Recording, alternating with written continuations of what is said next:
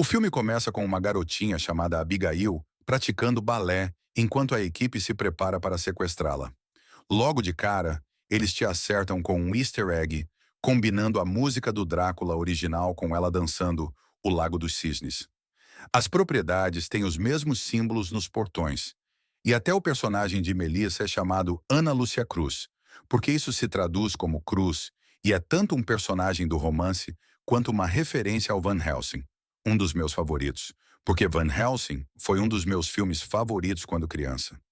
O vilão principal é o Drácula, mas não acho que eles mencionam o nome Drácula, provavelmente para evitar problemas de direitos autorais. O grupo é composto por estranhos, com Sammy sendo o hacker que ajuda-o a invadir a casa, Peter é o músculo, Rickles é o atirador, Dean é o motorista de fuga, Frank é o cérebro da operação, e então temos o personagem principal Joey, que é quem entra para injetar a menina enquanto ela dorme. Ninguém disse que era uma criança. Ninguém disse que era uma maldita criança. Você quer sair? Não há problema que seja um humano, apenas que eles não podem votar. Garota, você não viu aquele saco de cadáveres do tamanho de uma criança? Depois de entrar sorrateiramente, Frank decide aplicar o golpe antes que Abigail o esfaqueie com uma mini estaca, também conhecida como lápis número 2. Eles a sequestram e acabam fugindo de uma mansão para ir a outra, o que achei hilário. Lá eles encontram Lambert, que armou tudo isso, interpretado por Esposito, que surpreendentemente é um vilão desta vez. Eles são bandidos e nenhum deles anda armado. Depois de confiscar os celulares deles como se fosse uma sala de aula, Lambert diz que a parte difícil acabou e que agora só precisam cuidar dela. Mas claro que eles não percebem que estão presos lá até o amanhecer. Eu lembro de ir até Matt e dizer: Matt, sinto que estou em um filme diferente de todos os outros. Honestamente, todos os personagens sentem isso. Cada um dos atores teve a mesma preocupação e isso acaba aparecendo. Eles montam uma cena de apostas onde param para explicar os personagens e fazem isso várias vezes no filme. Descobrimos que Frank é um detetive desgraçado que agora aceita trabalhos estranhos, Rickles é um ex-fuzileiro naval, Sammy é um hacker rico com problemas de mamãe. Dean não é ex-nada, mas consegue identificar que Joey é uma viciada em recuperação que está fazendo esse roubo apenas para se reconciliar com seu filho, que vemos no papel de parede do celular dela, que ela usa para nunca ligar para ele. Junkies nunca compartilham doces. Em outras palavras, o tema principal é que todos eles são os monstros deste filme. Joey vai checar Abigail, já que ela é quem deveria estar falando com ela, e garantir que ela tenha o papel principal. Abigail se destaca neste filme. Sem ela, o filme não teria nada. Ela até disse que interpretou a personagem de duas maneiras. Uma sendo a versão inocente, que é Abby, e outra a versão cruel, que é Abigail. E é assim que ela se apresenta.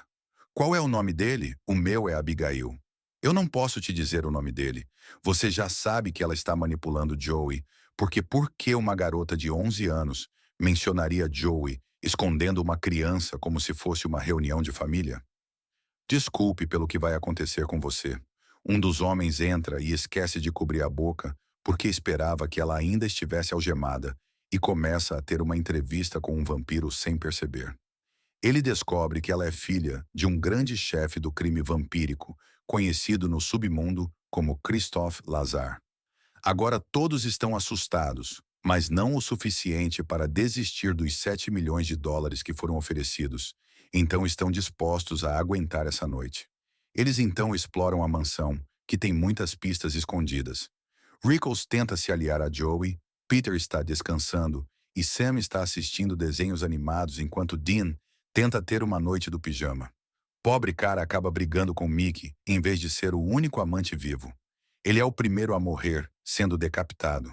O grupo então volta a questionar a garota quando percebem que estão presos. Mesmo Rickles sendo forte, ele é o próximo a ser destroçado e todos começam a se voltar uns contra os outros. Eles correm para o quarto de Abigail para mostrar seus rostos a ela, e adoro como Abigail fica entediada no meio do filme e revela que é uma pequena vampira.